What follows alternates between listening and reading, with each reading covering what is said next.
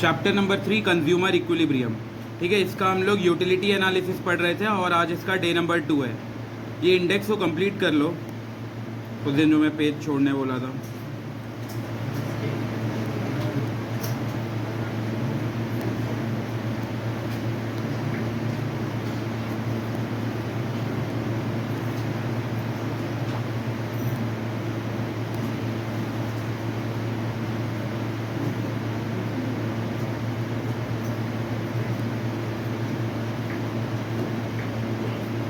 इसमें एक और लिखना है।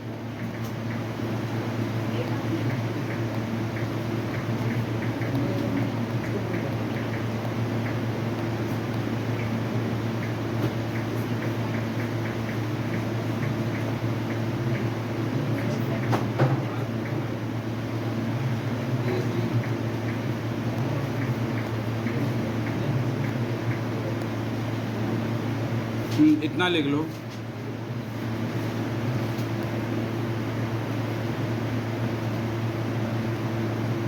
लॉ ऑफ डीएमयू लिखो शॉर्टकट में। अभी इसके अंदर स्टेटमेंट पढ़ेंगे, शेड्यूल पढ़ेंगे, graph, assumption, exception, relation between TU and MU, और लास्ट टॉपिक पढ़ेंगे कंसेप्ट ऑफ कंज्यूमर इक्विलिब्रियम कि कंज्यूमर इक्विलिब्रियम क्या होता है।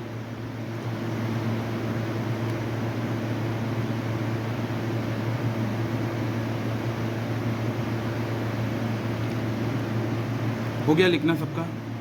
थोड़ा स्पीड बढ़ाओ। आज साहिल गायब है ना? साहिल नहीं आया आज? गया था उसके घर से? नहीं, क्या बोला?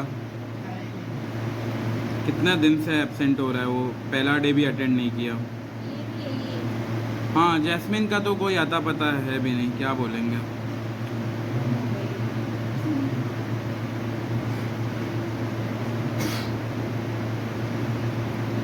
हो गया लिखना? थोड़ा स्पीड बढ़ाओ, ज़्यादा नहीं है। लॉ ऑफ डीएमयू लिखना है, उसके अंदर ये 6 statement, schedule, graph, assumption, exception, relationship, और फिर कंसेप्ट ऑफ कंज्यूमर इक्विलिब्रियम। सबसे पहला हम लोग स्टार्ट किए थे कंज्यूमर। कंज्यूमर का मीनिंग याद है क्या था? Consumer is an economic agent who uses goods and services for direct satisfaction of his और हर वांट्स। ठीक है, ये हम लोग पहला टॉपिक पढ़ लिए थे। दूसरा था मीनिंग ऑफ यूटिलिटी। यूटिलिटी का 2 मीनिंग था। दूसरा वाला क्या था? Refers to want satisfying power of a commodity, कि एक सामान मेरे को कितना संतुष्ट कर रहा है, कितना सेटिस्फाई कर रहा है, उसको बोलते हैं यूटिलिटी। और दूसरा क्या था इसका? Satisfaction derive from the consumption of commodity, एक कमोडिटी को यूज करके कितना सेटिस्फैक्शन मिल रहा है। तो दोनों में से जो भी इजी लगे वो याद कर लेना। फिर तीसरा टॉपिक पे आए थे। तीसरा टॉपिक क्या था? Features of utility. यूटिलिटी के कितने फीचर्स थे? 3। क्या क्या? Intensity of want, subjective in nature, और not always related to usefulness. Intensity of want का मतलब होता है जो सामान हमारे लिए जितना अर्जेंट होगा उसका यूटिलिटी उतना ज़्यादा होगा। जैसे 11th का बुक्स वगैरह अभी बहुत ज़्यादा इंपॉर्टेंट है तो इसका यूटिलिटी अभी बहुत ज़्यादा रहेगा। लेकिन वहीं अगर 10th की बुक्स की बात करें तो उसका यूटिलिटी कम रहेगा, अभी उसका कोई ज़रूरत नहीं है। और सब्जेक्टिव इन नेचर मतलब, सब्जेक्टिव का मतलब होता है चेंज। इसके अंदर हम लोग एग्जाम्पल भी देखे थे, मिस्टर ए और मिस्टर बी। मिस्टर ए को चाय बहुत ज़्यादा पसंद है तो यूटिलिटी ज़्यादा रहेगा। मिस्टर बी को चाय पसंद नहीं है तो उसका चाय में यूटिलिटी कम रहेगा। वही दूसरा एग्जाम्पल हम लोग वेजिटेरियन और नॉन वेजिटेरियन का भी देखे थे। वेजिटेरियन को यूटिलिटी बहुत कम दिखेगा नॉन वेज के प्लेट में, और नॉन वेजिटेरियन को बहुत ज़्यादा संतुष्टि, बहुत ज़्यादा सेटिस्फैक्शन मिलेगा नॉन वेज के प्लेट में। फिर तीसरा था not always related to usefulness. भले समाज के लिए अच्छा ना हो, लेकिन अगर किसी भी कंज्यूमर या किसी भी पर्सन को उससे बेनिफिट मिल रहा है, काइंड ऑफ यूटिलिटी मिल रहा है, तो उस चीज़ को हम लोग अच्छा बोलेंगे, इकोनॉमिक्स अच्छा बोलेगा, भले वो सोसाइटी के लिए ख़राब हो। जैसे अल्कोहल, सिगरेट, ये जो भी चरस, गांजा, अफीम, ये सब जो है ये सोसाइटी के लिए ख़राब है, लेकिन जो पर्सन इसको कंज्यूम कर रहा है उसको बहुत मज़ा आ जा रहा है, बिल्कुल स्वर्ग का आनंद मिल जा रहा है। तो यही लिखा हुआ है कि इकोनॉमिक्स को फ़र्क नहीं पड़ता कि वो अच्छा है या ख़राब है, बस यूटिलिटी मिल रहा है ना, काफ़ी है। तो वही है कि हायर कंजम्पशन ऑफ अल्कोहल, जो ड्रंकर्ड है उसको बहुत यूटिलिटी मिल रहा होगा, लेकिन जो ड्रंकर्ड नहीं है उसको वो चीज़ पसंद नहीं आएगा। यहाँ तक हम लोग कंप्लीट किए थे। फिर आए थे थ्योरीज ऑफ यूटिलिटी। बताओ थ्योरीज कितने थ्योरी है? 2। एक है कार्डिनल एनालिसिस और दूसरा ऑर्डिनल एनालिसिस। कार्डिनल कौन दिया है? Alfred Marshall. ऑर्डिनल कौन दिया है? J.R. हिक्स। दोनों में से कौन थे जिन लोग जो बोले थे कि रैंक दिया जा सकता है? J.R. हिक्स ये बोलता है रैंक दिया जा सकता है, किस ऑर्डर में क्या पसंद है उसके हिसाब से रैंक दिया जा सकता है। और ये बोला था कि हम मेजर कर सकते हैं, किस में मेजर कर सकते हैं, यूटिल्स में। और यूटिल्स को कार्डिनल नंबर्स भी बोलते हैं। ये तुम लोग लिखे थे ना, यूटिल्स को कार्डिनल नंबर्स बोलते हैं, याद रखना है ये। चैप्टर 3 में हम लोग क्या पढ़ेंगे, दोनों पढ़ेंगे या बस एक पढ़ेंगे? एक ही पढ़ेंगे, कार्डिनल एनालिसिस। ऑर्डिनल के लिए चैप्टर नंबर 4 में जाना पड़ेगा। तो हम लोग स्टार्ट किए थे कार्डिनल एनालिसिस, उसके अंदर पढ़े थे concept of TU and MU. एक बार मैं दोबारा से समझा दूँ ये टीयू और एमयू क्या होता है।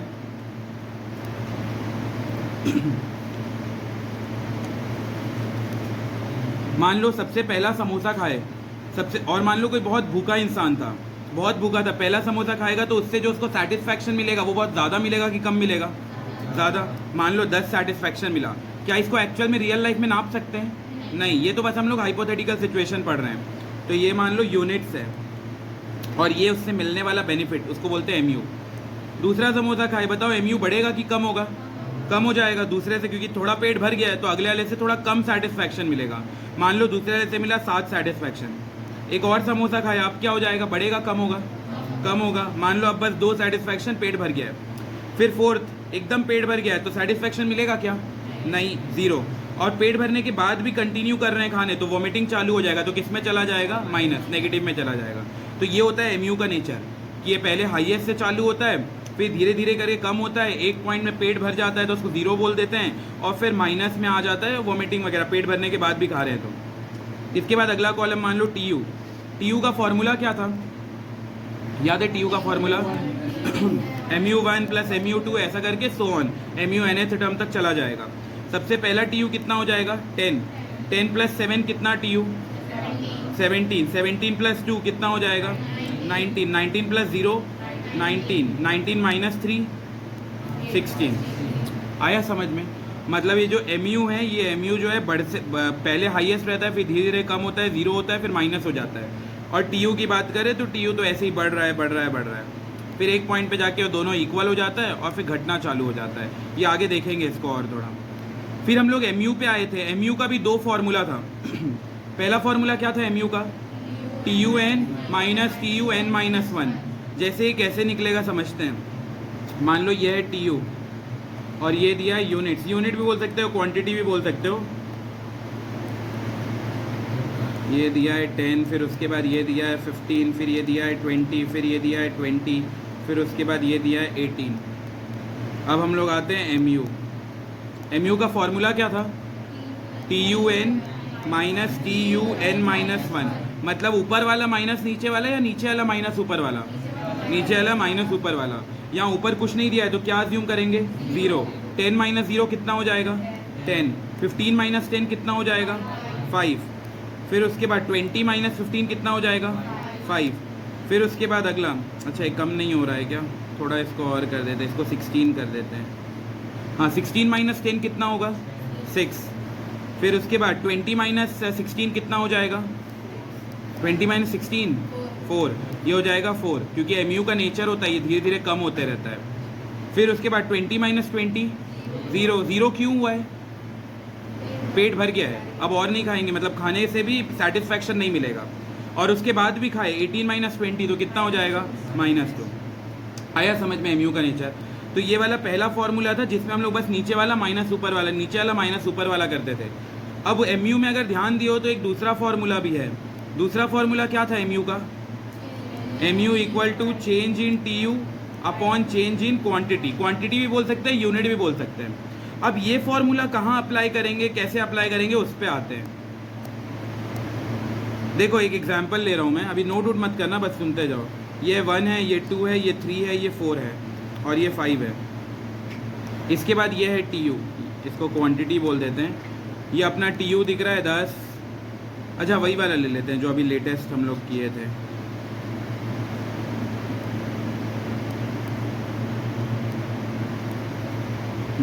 ये वाला इधर थोड़ा ध्यान दो। ये दिया है टी यू और मान लो हम लोग को निकालना है एम यू, तो हम लोग नॉर्मली एम यू कैसे निकालते हैं? नीचे वाला माइनस ऊपर वाला, तो ऐसे ही करके ये आ जाता है। 10 माइनस 0 करेंगे तो कितना हो जाएगा? 10। फिर 17 माइनस 10 करेंगे तो कितना हो जाएगा? 7 ऐसी करके आ जाता था। लेकिन अगर तुम लोग सामने ध्यान दिए हो तो जितना भी अभी तक हम लोग एग्जाम्पल किए हैं सब देखना ऑर्डर पे होगा। 1 के बाद 2, 2 के बाद 3, 3 के बाद 4, 4 के बाद 5, जितना भी हम लोग एग्जाम्पल किए ना तुम लोग सब देख सकते हो। ये देखो यहाँ से अपना एग्जाम्पल चालू हुआ था, बताओ ये ऑर्डर में है कि नहीं है? 1, 2, 3, 4, 5 कोई भी बीच का मिसिंग नहीं है, ये भी ऑर्डर में है। फिर इसके बाद जो क्वेश्चन किए थे ये भी ऑर्डर में दिख रहा है, फिर उसके बाद ये क्वेश्चन किए थे ये भी ऑर्डर में दिख रहा है। तो जब भी हमें सीक्वेंस में दिया है कि 1 के बाद 2 है, 2 के बाद 3 है, 3 के बाद 4 है, तो हम लोग वो वाला फॉर्मूला लगाएंगे जो अभी तक लगा रहे थे। अभी तक कौन सा फॉर्मूला लगा रहे थे? TUN minus TUN minus 1। ये कब लगाएंगे फॉर्मूला? जब यूनिट्स पूरा सीक्वेंस में दिया है।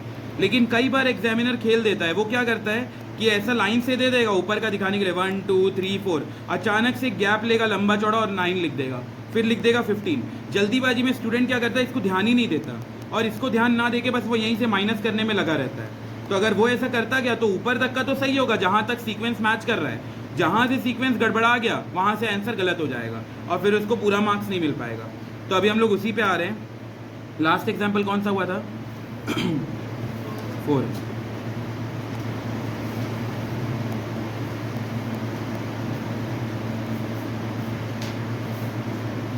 अगला लिखो एग्जाम्पल नंबर 5,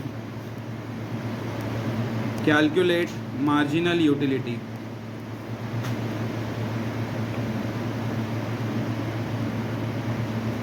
यहाँ लिख दो क्वांटिटी,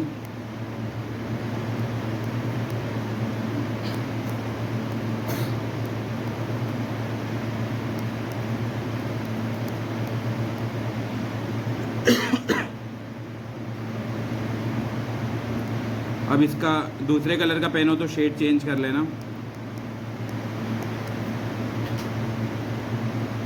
बताओ यहाँ पे सीक्वेंस सेम है कि नहीं? यहाँ पहला सीक्वेंस सेम है, हम लोग ऊपर क्या अज्यूम करेंगे? 0। तो 10 माइनस 0 कितना होगा? 10। फिर इसके बाद देखो 1 से 2 सीक्वेंस है ना, 15 माइनस 10 करेंगे कितना होगा? 5। फिर उसके बाद अगला ये 7 है, ये 2 है, क्या दोनों का बीच का सीक्वेंस मैच हो रहा है? नहीं, 2 के बाद तो 3 होना चाहिए, यहाँ 7 है। तो इस केस में क्या करेंगे? ये वाले के लिए फॉर्मूला लगाएंगे। फॉर्मूला क्या था दूसरा वाला? Change in TU upon change in quantity.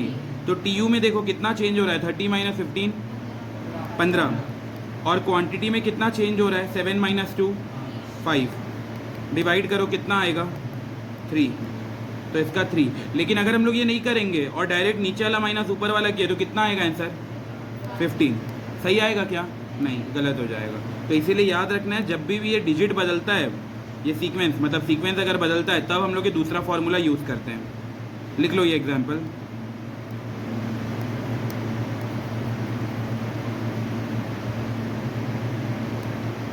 हम लोग ये ऊपर 2 में ये वाला फॉर्मूला क्यों नहीं लगाए? सेम है। तुम लोग चाहो तो फॉर्मूला लगा के देख लो। ये देखो यहाँ पे 15 माइनस 10 कितना हो रहा है? 15 माइनस 10 5, 2 माइनस 1 1, 5 में 5 अपॉन 1 करेंगे कितना आएगा? 5। देखो 5, मतलब तुम लोग करोगे भी तो वही आने वाला है। इसीलिए हम लोग इसमें नहीं करते हैं, हम लोग उसमें करते हैं जिसका बीच का गैप सीक्वेंस में नहीं रहता। वहाँ जहाँ फॉर्मूला लिखे हो ना उसमें एक जाके चीज़ लिख लो। पहला वाला फॉर्मूला में लिख लो व्हेन यूनिट्स और quantity are in proper order. अगर वो सीक्वेंस में दिया है तभी अप्लाई करेंगे।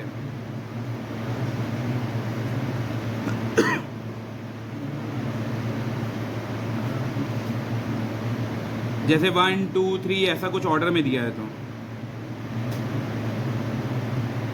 और अगर MU, ये दूसरा वाला फॉर्मूला कब करेंगे? When units are not in proper order.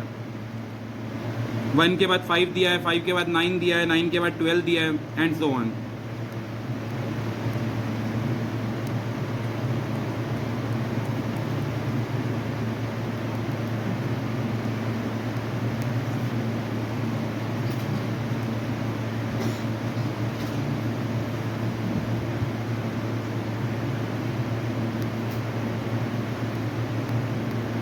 अगला लिखो एग्जाम्पल नंबर 6।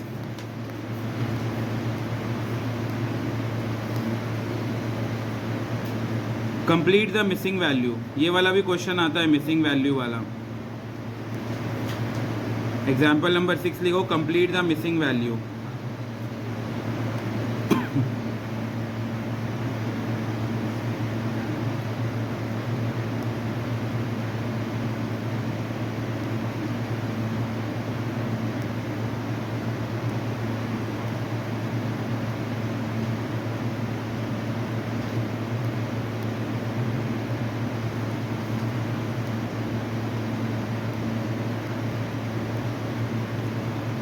यूनिट दिया है, एमयू दिया हुआ है, ये जो पिंक कलर से मैं डैश किया हूँ ये मिसिंग वैल्यू है।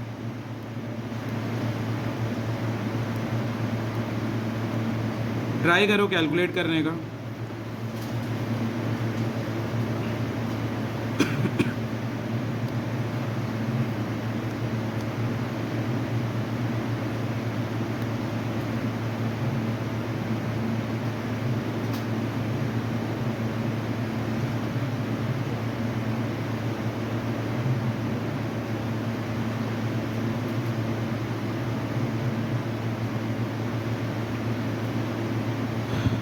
बताओ पहला टी यू कितना आ रहा है? 40, ये तो 40 ही आएगा। फिर अगला एम यू कितना आएगा? 100 पक्का। एम यू निकालना है, एम यू का मतलब होता है, ये तो टोटल बता दिया है, नीचे वाला माइनस ऊपर वाला। यहाँ सीक्वेंस देखो, सीक्वेंस मैच हो रहा है क्या? हाँ या नहीं? हाँ, तो कौन सा फॉर्मूला, फर्स्ट वाला या सेकेंड वाला? अरे देखो सीक्वेंस मैच हो रहा है, फर्स्ट वाला फॉर्मूला लगेगा। T U N minus T U N minus 1, 60 minus 40 कितना होगा? 20। अगला बताओ ये कितना आएगा? बोलो बोलो।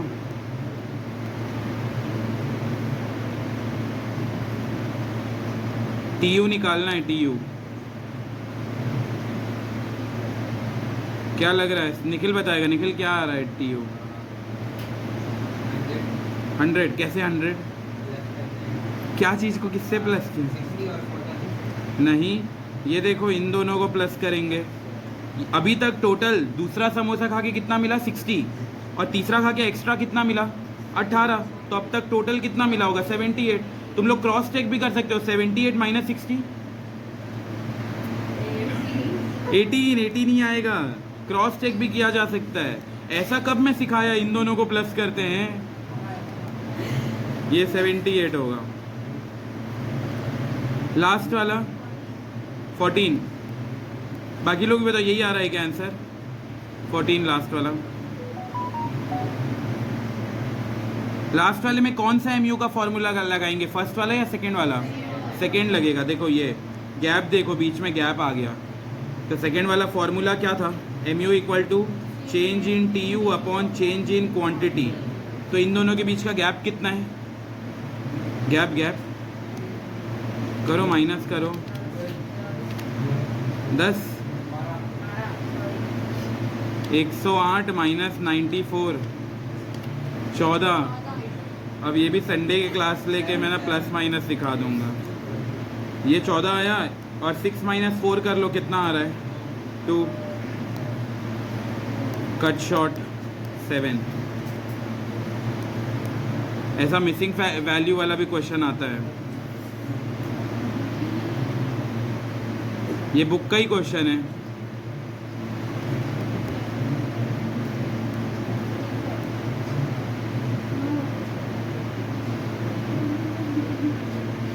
अच्छा, इसके बाद ना अराउंड 3 एग्जाम्पल लायक जगह छोड़ देना, मैं होमवर्क दूंगा मिसिंग वैल्यू पे। एग्जाम्पल नंबर 7, एग्जाम्पल नंबर 8 और एग्जाम्पल नंबर 9। तो ऐसी टाइप का मिसिंग वैल्यू का 3 क्वेश्चन रहेगा, वो मैं होमवर्क दूंगा, उसको वहाँ लिखना रहेगा।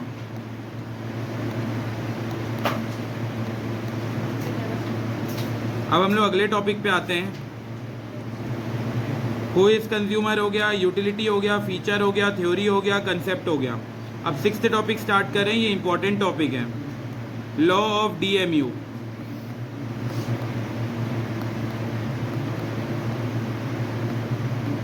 Law of DMU.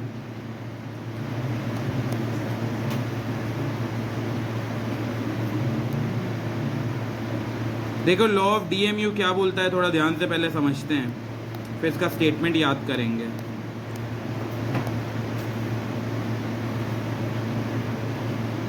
देखो हम लोग ये पहले से पढ़े हैं। जब इंसान बहुत ज़्यादा भूखा होता है और उसको पहला समोसा मिलता है तो उससे सेटिस्फेक्शन ज़्यादा होता है कि कम होता है? ज़्यादा होता है, बहुत ज़्यादा होता है, क्योंकि बेचारा बहुत भूखा है। अब अचानक से खाएगा तो बहुत उम्दा लेवल का सेटिस्फेक्शन मिलेगा। लेकिन जैसे ही अगला समोसा खाया, सेटिस्फेक्शन क्या हो जाएगा? कम हो जाएगा।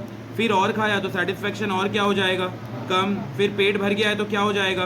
0। इसमें हम लोग मान रहे हैं पेट पूरा फुल हो गया है, और इसके बाद भी खा रहे हैं तो क्या हो जाएगा? वॉमिटिंग, उल्टी होना चालू हो जाएगा। तो इससे हम लोग क्या समझे कि एम का अगर मैं नेचर पूछूं तो बताओ एम का नेचर क्या, स्टार्टिंग किससे होता है, हाईएस्ट, बहुत ज़्यादा से चालू होता है क्योंकि बहुत ज़्यादा सुकून मिलता है सबसे पहला समोसा खा के। धीरे धीरे क्या होता है, ये डिक्रीज डिमिनिश होना चालू हो जाता है। एक पॉइंट में जाके क्या होता है, 0, और उसके बाद भी खाओ तो क्या हो जाएगा, नेगेटिव, माइनस में चला जाएगा। तो अभी हम लोग क्या कर रहे हैं, ये जो पढ़ रहे हैं law of diminishing marginal utility, अगर तुम लोग को याद हो तो हम लोग एक लॉ भी, अच्छा ये बैच में तो नहीं हुआ था ना, वो लॉ ऑफ डिमांड करके एक लॉ हुआ था। हाँ त्रिवेणी को याद होगा ना, त्रिवेणी तो अटेंड करी थी फर्स्ट डे, हर्षिता भी अटेंड करी थी ना। हाँ, लॉ ऑफ डिमांड क्या था बताओ। Law of demand states that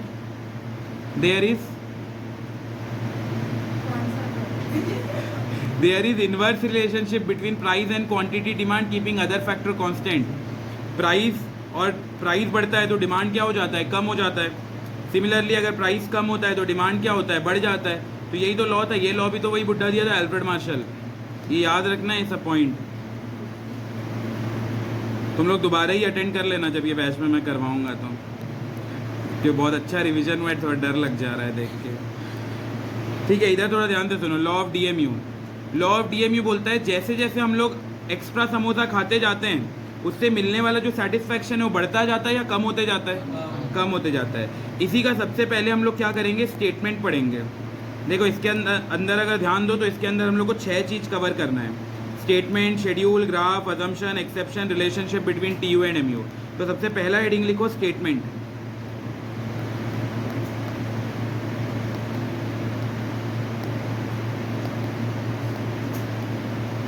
सबसे पहला हेडिंग स्टेटमेंट।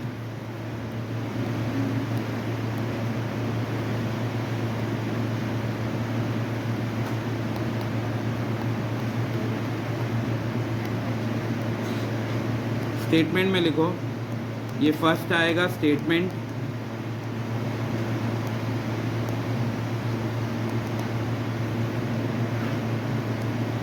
इसके अंदर लिखो लॉ ऑफ डीएमयू। डीएमयू का फुल फॉर्म क्या है, डिमिनिशिंग मार्जिनल यूटिलिटी। यहाँ पे अभी लिखे हैं, ये इधर कहाँ गया, इधर law of diminishing marginal utility, तो डी एम और यू। तो law of DMU states that, अरे नहीं रुको, हाँ, स्टेट्स दैट,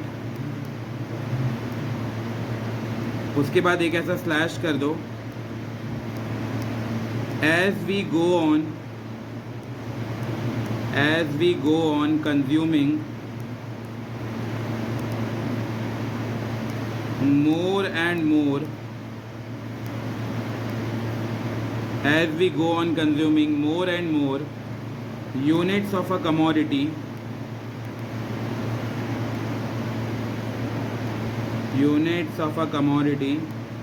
फिर एक slash,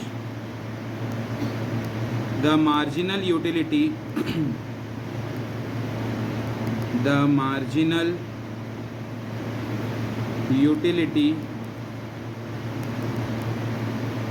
derived from each successive भी बोल सकते हो या इसको एडिशनल भी बोल सकते हैं, additional unit goes on diminishing. Law of DMU states that as we go on consuming more and more units of a commodity, the marginal utility derived from each additional unit, फिर यहाँ एक slash, फिर goes on diminishing। ये statement याद करना है, exam में 4 से 6 मार्क का लॉ ऑफ डीएमयू एक्सप्लेन करने को आता है। तो सबसे पहले हम वहाँ पे स्टेटमेंट बताते हैं, स्टेटमेंट का 1 मार्क रहता है। और जो लोग इसको पढ़ के नहीं जाते वो अपनी ही भाषा में क्या तो उल्टा फुल्टा लिख के आ जाते हैं, फिर उसमें मार्क्स नहीं मिलता। देखो लॉ ऑफ डीएमयू जो मैं स्लैश किया हूँ ना, यहाँ इतना याद रखने के लिए कि एक एक बार में इतना याद रखो। सबसे पहला क्या है, law of DMU states that as we go on consuming more and more unit of a commodity, मतलब एक के बाद एक समोसा खाते जा रहे हैं, द मार्जिनल यूटिलिटी, उससे जो मिलने वाला मार्जिनल यूटिलिटी है वो क्या होगा, बढ़ेगा कि कम होगा, बढ़ेगा, कम होगा। पहला 10, फिर 8, फिर 7, 6, ऐसा ऐसा करे कम होते जाएगा। बस यही इसका लॉ है। देखो फिर से, law of DMU states that, DMU का full form diminishing marginal utility, exam में इसका पूरा फुल फॉर्म ही लिखना पड़ेगा। Law of diminishing marginal utility states that as we go on consuming more and more units of a commodity, एक के बाद समोसा खाते जा रहे हैं, the marginal utility derived from each additional unit, एक एक समोसे से मिलने वाला जो MU है वो बढ़ जाएगा या कम हो जाएगा? कम हो जाएगा। तुम लोग एग्जाम्पल में भी देख लो, ये देखो यहाँ पे पहला समोसा खाए तो कितना मिला? 10, दूसरा खाए तो कितना मिला? 6, कम हो गया ना। अगला खाए बढ़ गया कि कम हो गया?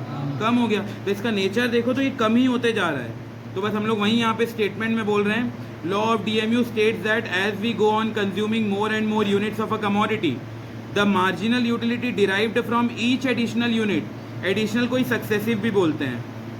सक्सेसिव तुम लोग को जो भी ईजी लगे, या तो एडिशनल या तो सक्सेसिव।